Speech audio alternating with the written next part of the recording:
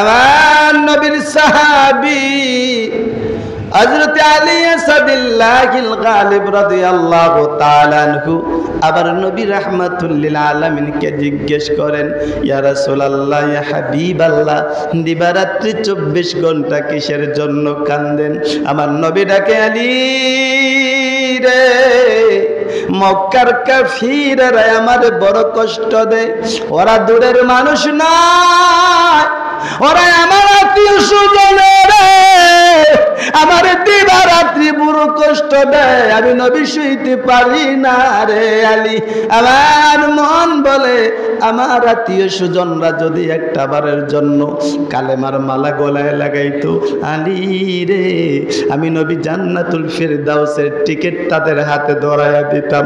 আমি জান্নাত দেখেছি, আমি আল্লাহ রাব্বুল আলামিনকে দেখেছি। ও আলী, আমি সব কিছু জানি। আমি যখন দেখি আমার আত্মীয় স্বজনেরা জাহান্নামে যাবে, আমি নবী সইতে পারি না। হযরত আলী বলেন, ইয়া রাসূলুল্লাহ, তারা আপনাকে কষ্ট দেয়, কি করবেন? আমার নবী বলেন, আলী রে, বিগত কয়েকদিনের ভিতরে আল্লাহ রাব্বুল আলামিন আমার কাছে খবর পাঠাইছেন, বন্ধু গো, আপনার মানুষেরা, আপনার পাশের মানুষেরা, আপনার কাছের মানুষেরা আপনার একা পাইয়া বড় কষ্ট দেয়। ও বন্ধু, আমি আল্লাহ রাব্বুল আলামিন সইতে পারি না। আপনার কাছে চাই, আপনি যদি নালিশ করেন, আমি আপনার পক্ষ থেকে প্রতিশোধ আদায় করব। বন্ধু গো, আপনি প্রতিশোধ নিতে চান না? হ্যাঁ বন্ধু, আমি আল্লাহ চাই কিছুদিনের জন্য মক্কা ছেড়ে মদিনায় চলে যান। আমার নবী বলেন, আলী রে, আল্লাহ রাব্বুল আলামিন আমাকে বলেছেন, বন্ধু গো, কিছুদিনের জন্য আপনি হিজরতের মধ্যে চলে যান, হিজরত করতে রওনা দেন।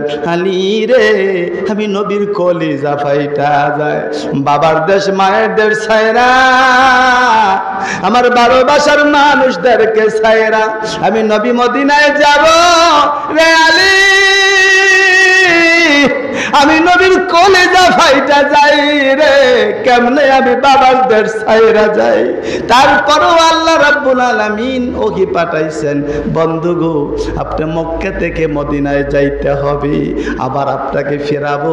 ও বন্ধু, যখন আমি আল্লাহ রাব্বুল আলামিন আপনাকে ফিরাবো, মক্কার সরদার বানায়া নূরের মুকুট মাথায় দিয়া ফিরাবো। জোরে জোরে কন্যা সুবহানাল্লাহ। আমার নবী বলেন, আলী, হিজরতে যাবো ভালো কথা, তবে মক্কার কাফিরেরা বুদ্ধি করে চায় যে কোনো কিছুর বিনিময়ে আমি নবী রাহমাতুল লিল আলামিনকে তারা হত্যা করবে। আলী রে, কিভাবে আমি মদিনা থেকে, মক্কা থেকে মদিনায় যাব? হযরত আলী রাদিয়াল্লাহু তাআলা আনহু হিজরতের রাতে রাসূলে পাকের হুজরা মুবারকের মধ্যে দুইজন বসে আছেন। এইবার কাফিরেরা খবর পাইছে নবী কোথায় চলে যাইবেন। সকল কাফিরেরা ঐক্যবদ্ধ হয়ে অস্ত্র শস্ত্র নিয়া আমার নবী রাহমাতুল লিল আলামিনের হুজরা মুবারকের চতুর্দিকে তারা ঘেরাও করে আসছে। মুহাম্মদ নবী আর ঘর থেকে বের হতে পারবে না, ঘর থেকে বের হলেই তাকে হত্যা করা হবে। আমার নবী রাহমাতুল লিল আলামিন হযরত আলী আসাদুল্লাহিল গালিবকে লইয়া হুজরা মুবারকের ভিতরে বসে আছেন। হযরত আলী জবান খুলে বললেন, ইয়া রাসূলুল্লাহ, আপনার পায়ে ধরে একটা কথা বলি, নবী গো রাখবেননি?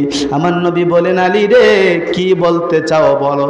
হুজুর, মক্কার কাফিরেরা টার্গেট করেছে আপনাকে হত্যা করার জন্য। তবে আমি জানি আপনি যদি দুনিয়ার জমিনে না থাকেন গো, আমার মতো লক্ষ লক্ষ আলী এই দুনিয়ায় থাইকা কোনো লাভ নাই। ইয়া রাসূলুল্লাহ, ইয়া হাবিবাল্লাহ, আপনার পায়ে ধরে ভিক্ষা চাই, একটা কাজ করেন। ইয়া রাসূলুল্লাহ, সারা রাত্র অপেক্ষা করবে কাফিরেরা, আপনি কখন জানি বের হবেন। তারা জানে নবী গো, আপনি ফজরের সময় হলে মসজিদ মসজিদে যাবেন, হুজরার ভিতরে তারা প্রবেশ করবেন না। ইয়া রাসূলুল্লাহ, আপনি যদি সকালবেলা বের না হন, কাফেরেরা দরজা ভাঙবে, তারপর ঘরে প্রবেশ করবে। ঘরে প্রবেশ করার পর আপনাকে তারা হত্যা করে ফেলবে। ইয়া রাসূলুল্লাহ, ইয়া হাবিবাল্লাহ, আপনার দরবারে ভিক্ষা চাই। আমি আলীকে আপনার বিছানার মধ্যে শুয়াইয়া আপনার চাদর মুবারক দিয়ে আমার চেহারাটা রাইখা রাখবেন। ইয়া রাসূলুল্লাহ, কাফেররা যখন দরজাটা ভাঙবে নবী গো, তারা তখন দেখবে আপনি বিছানার মধ্যে শুয়ে আছেন। সাথে সাথে তারা তীর মারবে, তরবারি চালাবে। হুজুর, তারা যখন তরবারি চালাবে, তীর চালাবে, আপনি নবীর বিছানায় আমি আলী শুয়ে থাকবো গো। আপনি নিরাপদে মদিনায় চলে যাবেন, আপনার বিছানায় আমি আলী তখন আমার জীবনটা দিয়ে দেব। ইয়া রাসূলুল্লাহ, ইয়া হাবিবাল্লাহ, আপনার দরবারে ভিক্ষা চাই, আর কিছুই চাই না। হাসরের মাঠ যেদিন কায়েম হবে, সবাই তো আল্লাহর সামনে দাঁড়াইতে হবে। ওরে আজকের যুবকেরা, হাসরের মাঠে মোবাইল ছাড়া আল্লাহর সামনে দেওয়ার মতো বর্তমান যুবক যুবতীদের তেমন একটা পুঁজি নাই। জুড়ে কটে কিনা? একদম খাঁটি কথা। মোবাইল ছাড়া আল্লাহর আদালতে দেওয়ার মতো আমাদের তেমন একটা পুঁজি নাই। তবে শতের মধ্যে একটা যুবক মনে হয় আছে, নাই যে এরকম বলি না। অযুবক, সময় থাকতে সঠিক রাস্তা ধরার দরকার আছে না নাই? আরো যেরকম আছে না নাই? দুনিয়াতে কি কি করেছো, কি কি নিয়ে এসেছো, সব কিছু আমার সামনে আজকে দিয়ে যাও। ইয়া রাসূলুল্লাহ, ইয়া হাবিবাল্লাহ, আল্লাহ রাব্বুল আলামিন যখন আমি আলীকে আলী বলে ডাক দিবে, হাসরের মাঠে যখন আল্লাহর সামনে দাঁড়াইব, আমি আলী আল্লাহর দরবারে দাঁড়াইয়া বলবো, মাবুদ গো, এই দুনিয়াতে তেমন কিছু করতে পারি নাই, তবে আপনার বন্ধুর ভালোবাসায় আমি আলী আপনার বন্ধুর বিছানায় শোয়া আপনার বন্ধুর বদলায় আমার জীবনটা দিয়ে এসেছি। জোরে কলনা সুবহানাল্লাহ।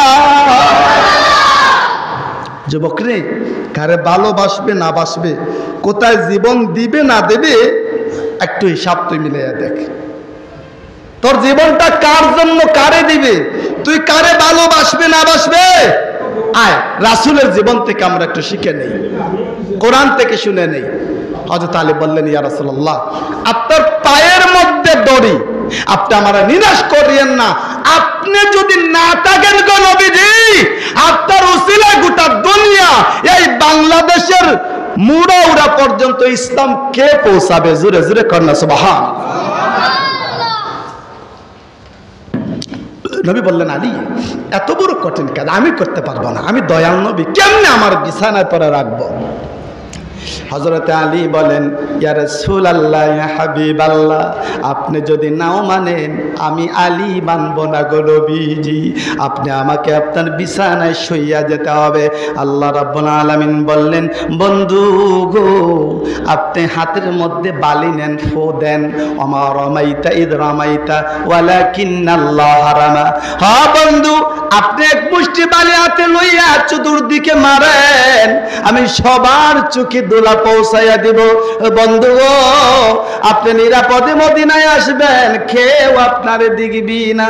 আমার নবী হযরত আলী আসাদুল্লাহিল গালিবকে বিছানায় ঘুম পাড়াইয়া এইবার আবু বকরের কাছে চলে গেলেন। আবু বকর রে, কবর কি মনে আছে এলি হিজরতে যাওয়ার জন্য? হযরত আবু বকর বলেন, নবী গো, আপনি 3 মাস আগে আমাদের কবর দিয়েছিলেন। ইয়া রাসূলুল্লাহ, 3 মাস আগ থেকে আমি আবু বকর একটা মিনিটের জন্য রাতের বেলা ঘুমাই নাই। জোরে কন্যা সুবহানাল্লাহ।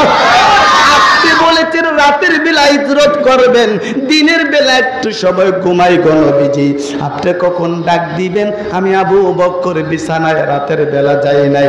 আমার নবী হযরত আবু বকরকে লইয়া যখন হিজরতের মধ্যে রওনা দিলেন। আমার নবী রাহমাতুল লিল আলামিন একটা গুহার ভিতরে প্রবেশ করছেন। ঘটনাটা সবাই জানেন, ঘটনা বলা উদ্দেশ্য নয়। ও নবীর যুবকেরা, ও আখেরি নবীর উম্মতেরা, কার আদর্শ গ্রহণ করবা, কার আদর্শে আদর্শিত হওয়া, কার মতো ভালোবাসবা রে, এইটা বলাই হচ্ছে আমার উদ্দেশ্য। আমার নবী আবু বকরকে লইয়া গুহার ভিতরে প্রবেশ করে আছেন। হযরত আবু বকর বলেন, ক্বালা নাযারতু ইলা আকদামিল মুশরিকিনা আলা রুউসিনা ওয়া নাহনু ফিল গার। আমি উপরের দিকে তাকাইয়া দেখি মুশরিকদের, কাফিরদের পা দেখা যায়। আমি আর আমার নবী রাহমাতুল লিল আলামিন তাদের পায়ের নিচে বসা আছি। আবু বকর চোখের পানি ছাড়লেন, মাথার উপরে কাফেরদের পা দেখা যায়। অন্যদিকে আমার নবী আবু বকরের খুলের মধ্যে মাথা মোবারক রাইখা ঘুমাইছেন। আবু বকর যে গুহার ভিতরে আছে, একটা সাপ আমার নবীর কদমে চুমা খাওয়ার জন্য আবু বকরকে বারবার সুবল দিতেছে। আবু বকরের দেহটা একবারে কালো হয়ে গিয়েছে। তারপরেও আবু বকর সাপের কামড় খাইতে রাজি, দুজাহানের নবীর গম ভাঙ্গাইতে রাজি না। জোরে কন্যা সুবহানাল্লাহ। আমরা মশা কামড় না, দুই একটা মশা ঘরের ভিতরে ডাকলে আমরা বউরে ফিটান শুরু করি। জোরে করতে কিনা, কয়েল জ্বালাইলে না, মশাই ডাঙ্গাইলে না, এই সে। আর মশা যদি কামড় দেয় তাহলে শব্দ গোষ্ঠী, গালে যদি দেয় তাহলে তো অবস্থা খারাপ। জোরে করতে কিনা, মশার কামড় সইতে করতে পারি না। আর আমাদের বাংলাদেশে আছে একটা বলার মধ্যে একটা আছে কালো, এটা আরো মারাত্মক। আগে বলার কামড় খাইলে মানুষের তেমন কিছু নাই, এখন নাকি মানুষ মারা পর্যন্ত যায়। আসেনি এরকম? তাহলে ভয়ঙ্কর। জোরে করতে কিনা। আর সাপ, রাসেল বাইফারের নাম শোনার পরে তো অনেকের হুশ ঠিক থাকে নাই। জোরে করতে কিনা, আতঙ্কে ছিল। আবু বকর বলেন, রাসূলকে নিয়ে আমি গুহার ভিতরে আছি, সাপ দংশন করতেছে, আমি সহ্য করতে পারি নাই। চোখ মোবারক থেকে পানি যখন রাসূলের চেহারায় পড়ল, রাসূল বললেন, কান্না করো কেন? হুজুর, একদিকে সাপ আমার কামড়াইতেছে, বিষাক্ত সাপ, উপরে কাফেরের পা দেখা যায়, কিন্তু আপনার ঘুমে ডিস্টার্ব হবে, এজন্য আমি আপনাকে ডাক দিই নাই, সাপও তারায় নাই। নবী গো, এক দুইবার না, কয়েকবার সাপ আমার কামড় দিছে। জোরে কোন সুবহানাল্লাহ। আমার নবী বলে, আবু বকর রে, সাপ তোরে কামড়াইলো, আমি নবীর ঘুম ভাঙ্গাইলি না রে আবু বকর। আজকে হিজরতে আমি নবীর যে ভালোবাসা দেখাইলে, ওই ভালোবাসার আমলগুলো যদি এক পাল্লায় উঠানো হয়, সমস্ত পৃথিবীর মানুষের আমলের চেয়ে তোমার পাল্লাটা ভারী হবে। জোরে কল্লা সুবহানাল্লাহ।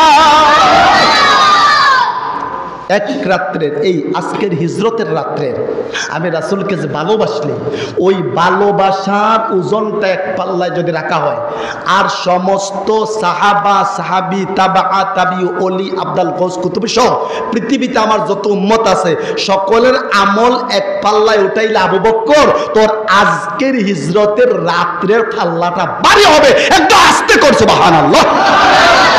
কি দিয়া ভাইছেন? ভালোবাসা। কি দিয়া?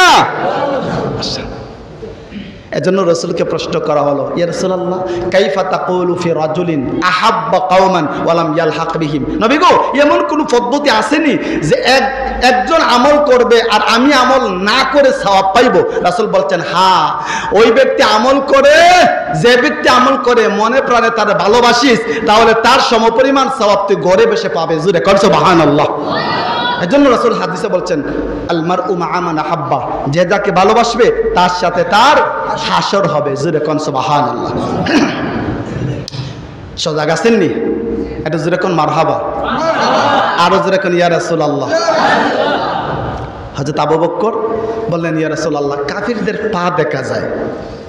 আবার নবী বলেন, আবু বকর রে, কাফেরদের পা বুঝি দেখা যায়? আরে আবু বকর, কিসের জন্য তুমি ভয় পাইতেছো? আবু বকর বলেন, ইয়া রাসূলুল্লাহ, ইয়া হাবিবাল্লাহ, আমি আমার জন্য ভয় পাই না। আপনার নবী যদি না থাকেন, ইসলামের দাওয়াত মানুষের কাছে কে পৌঁছাইবে? ইয়া রাসূলুল্লাহ, আপনার জন্য কান্দি। কাফেররা যদি আপনাকে দেখে গো, আপনাকে হত্যা করে ফেলবে। আমার নবী বলেন, আবু বকর রে, বলো দেখি এই গুহার ভিতরে আমরা কয়জন? আবু বকর বলেন, ইয়া রাসূলুল্লাহ, ইয়া হাবিবাল্লাহ, আমরা 2 জন। আমার নবী বলেন, আবু বকর রে, এই গুহার ভিতরে আমরা 2 জন নয়, আমাদের সাথে আরেকজন আছে। ইয়া রাসূলুল্লাহ, আরেকজনকে আমি তো দেখতে পারতেছি না। আবার নবী বলেন, আবু বকর রে, এই গুহার ভিতরে আরেকজন আছে, যিনি আমাদেরকে গুহার ভিতর থেকে নিরাপদে মদিনায় পৌঁছায়া দিবে। তিনি আর কেউ নয় রে, তিনি হলেন স্বয়ং আল্লাহ রাব্বুল আলামিন। জোরে আল্লাহ সুবহানাল্লাহ। আবু বকর টেনশন নাই, কাফেররা যদি আমাদেরকে দেখে ফেলে, আমার আল্লাহ আমার সাথে আছেন। গুহার পিছন দিক দিয়া আল্লাহ আমরা 2 জনের জন্য বিশ্বরূপ তৈরি করে দেবেন। জোরে কোন সুবহানাল্লাহ। কেমনে দেবেন? মুসা আলাইহিস সালাতু ওয়াস সালামকে দৌড়ায় এনেছে ফেরাউনের বাহিনী। মুসা আলাইহিস সালাতু ওয়াস সালাম বাহরে কালজুম, মহাসমুদ্রের কিনারা দাঁড়াইছেন। আমরা ওয়াজের মধ্যে হুজুররা বলেন নীল নদ। আরে নীল নদ তো মিয়া সাহেব এই সিলেটের সুরমা নদী থেকে আরো ছোট। নীল নদ না, নদ না, নাহরুন মানে নদী আর বাহরুন মানে সমুদ্র। মুসা আলাইহিস সালাতু ওয়াস সালাম সমুদ্রের কিনারে গেছে দলবলদেরকে লইয়া। তবে আমরা আখেরি নবীর উম্মত, আমরা সভ্য। ওই যুগের উম্মত গুলো একটু অন্য কোয়ালিটির ছিল, বুঝছেন নিও। মুসা আলাইহিস সালাতু ওয়াস সালাম সমুদ্রের কিনারে, পিছনে আবার ফেরাউনের গোষ্ঠী অস্ত্র হাতে নিয়ে হাজার হাজার সৈনিক আসতেছে। মুসা নবীর উম্মতেরা বলতে থাকলো, মুসা কই আপনার আল্লাহ কই? আমাদের সামনে সমুদ্র, পিছনে দুশমনেরা, আমরা কই যাব? ইয়া মুসা, আপনি জবাব দেন। ইন্না লামুদরাকুন, তারা তো আমাদেরকে ধরে ফেললো। মুসা আলাইহিস সালাতু ওয়াস সালাম তাৎক্ষণিক সামনে সমুদ্র, পিছনে দুশমন, তাদের মাঝখানে থেকে মুসা নবী বললেন, ক্বালা কাল্লা, কখনোই তারা আমাদের ধরতে পারবে না। জোরে জোরে কাল সুবহানাল্লাহ। কার পূজা করো দুনিয়াতে? নেতাকে তার পিছনে দৌড়াইয়া 500 টাকার জন্য যে জীবন নষ্ট করছো, এই সময়টা আল্লাহর পিছনে দিলে শাহজালালের মতো ওয়ালি হয়ে যাইবা। জোরে কই ঠিক না? সারা জীবন তো কইছো খন্তি মার্কায় দিলে বুট, ভবিষ্যতে হবে সুখ। কিন্তু দেখা যায় খন্তি মার্কায় বুট দিয়ে একটার ফেডে দিয়ে ঢুকাইয়া দেয়। জোরে কটে না? সুখ আর বাংলাদেশে হইল না রে। বাংলাদেশ হয়েছে প্রায় 53 বছর হয়েছে। জোরে করতে কিনা হবে না? লাইন সাইডে দিছ তো। মুসা আলাইহিস সালাতু ওয়াস সালাম বললেন, ক্বালা কাল্লা, হ্যাঁ কোনো ভয় নাই, দুশমনরা কিচ্ছু করতে পারবে না, কখনোই নয়। তারা বললেন কেমনে কেমনে? মুসা নবী বললেন, ইন্না রাব্বি মাইয়া সায়াহদিন। ও আমার অনুসারীরা, আমাদের সাথে আমাদের আল্লাহ আছেন। জোরে কোন সুবহানাল্লাহ। সায়াহদিন, অচিরেই তিনি রাস্তা বের করে দিবেন। তারা বলল সমুদ্র সামনে, রাস্তা হবে কোন দিক দিয়া? আল্লাহ রাব্বুল আলামিন বলেন, ফেরেশতারা রে, আমার মুসা আমারে ডাক দিছে, আমার উপরে ভরসা করছে, তাদের জন্য 12টা ফোর লেন তৈরি করে দাও। জোরে কোন সুবহানাল্লাহ। Sylhet to Dhaka four lane হইতাছে না? আল্লাহ বলেন, ফেরেশতারা বিশ্ব রোড তৈরি করে দাও। মুসা নবীর জন্য সমুদ্রের মধ্যে আল্লাহ বিশ্ব রোড তৈরি করে দিলেন। কয়টা? 12টা। নিরাপদে মুসা নবী বের হয়ে গেলেন। এটা ছিল আল্লাহ রাব্বুল আলামিনের উপরে তাকওয়া করা, ভরসা করার ফল। জোরে কোন সুবহানাল্লাহ। আল্লাহ রাসূল হিজরত করলেন। হিজরত থেকে আল্লাহ বিজয়ের বীরের বেশে মক্কায় ফিরাইয়া আনলেন।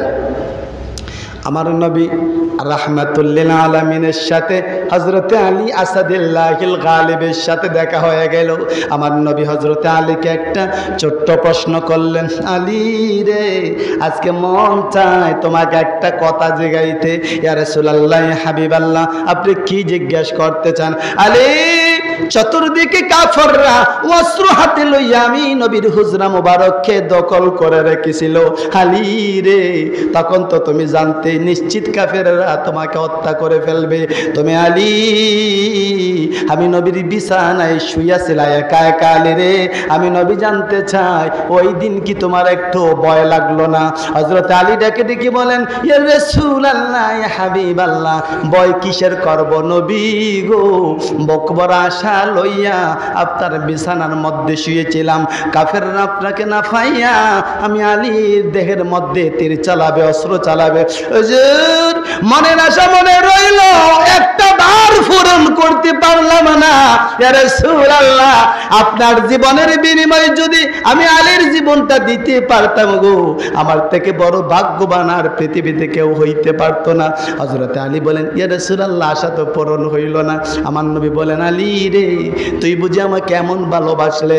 এইবার হযরত আলী বলেন, ইয়া রাসূলুল্লাহ, ইয়া হাবিবাল্লাহ, যেই ভালোবাসার বিনিময়ে একজন আরেকজনকে জীবন দিতে পারে না, এই ভালোবাসা ভালোবাসা নয়, এইটা প্রতারণা ছাড়া আর কিছুই হয় না। জুড়ে কোন থেকে না? আরে নবীর প্রেমের পাগল যারা, প্রেমে খেলা খেলে, বলুন না নবীর প্রেমের পাগল যারা, প্রেমে খেলা খেলে। হায়রে নবীর প্রেমে ওয়াস করুনি দন্ত দে ফেলে, নবীর প্রেমে ওয়াস করুনি দন্ত দে ফেলে, নবীর প্রেমের পাগল যারা। আরো জোরে মহব্বতে গান, রাসূল শুনতেছেন মদিনা থেকে, এই ধ্যানে মনে গান। আরে নবীর প্রেমের পাগল যারা, লে বলুন নবীর প্রেমের পাগল যারা। হায়রে নবীর প্রেমে ওয়াস করুনি দন্ত দে ফেলে, নবীর প্রেমে ওয়াস করুনি দন্ত দে ফেলে, নবীর প্রেমের পাগল যারা। আরে পাগল ছিল আবু বকর, নবীর প্রেমে দিলেন সাঁতার। পাগল ছিলেন আবু বকর, প্রেম সাগরে দিলেন সাঁতার। হাসর মিজান পার দিবে সেই প্রেমের বহলে, হাসর মিজান পার দিবে সেই প্রেমের বহলে, নবীর প্রেমের পাগল যারা। আরো জুড়ে বলুন নবীর প্রেমের পাগল যারা। হায়রে হানজালা পাগল ছিল, নবীর প্রেমে জীবন দিল। হানজালা পাগল ছিল, নবীর প্রেমে জীবন দিল। গোসল করাইল তার ফেরেশতার দলে, গোসল করাইল তার ফেরেশতার দলে, নবীর প্রেমের পাগল যারা গেলে। বলুন না নবীর প্রেমের পাগল যারা। দয়াল নবীর দুশমনেরা বড়ই নেমক হারাম তারা, দয়াল নবীর দুশমনেরা বড়ই নেমক হারাম তারা। নবীর তারিফ শুনলে তাদের অন্তরে জ্বলে, নবীর তারিফ শুনলে তাদের অন্তরে জ্বলে, নবীর প্রেমের পাগল যারা কেলে। হায়রে নবীর প্রেমের পাগল যারা। যেরকম আমিন, আরো যেরকম আল্লাহু আকবার। মহব্বতে ডাক দেন, ইয়া রাসূলুল্লাহ সাল্লাল্লাহু আলাইহি ওয়াসাল্লাম। এই যে আমরা চিল্লাইতাছি, এগুলোই আমাদের একটু ফুজি পরকালের জন্য। যেরকম সুবহানাল্লাহ। তাহলে ভালোবাসবো নবীকে এই রকম, যে ভালোবাসার মাঝখানে শুধু বিনিময় থাকবে জীবন আর কিচ্ছু না। যদি কটে কে আসরের মাঠে আমার আমল কম হতে পারে, আমল কম হতে পারে, আর হবেই তো। আমরা বড় দুর্বল জাতি, কিন্তু আমাদের ভালোবাসার পাওয়ারটা যেন ৭ আসমান আর ৭ জমিনের চেয়ে ভারী হয়। জোরে বলেন ইনশাআল্লাহ।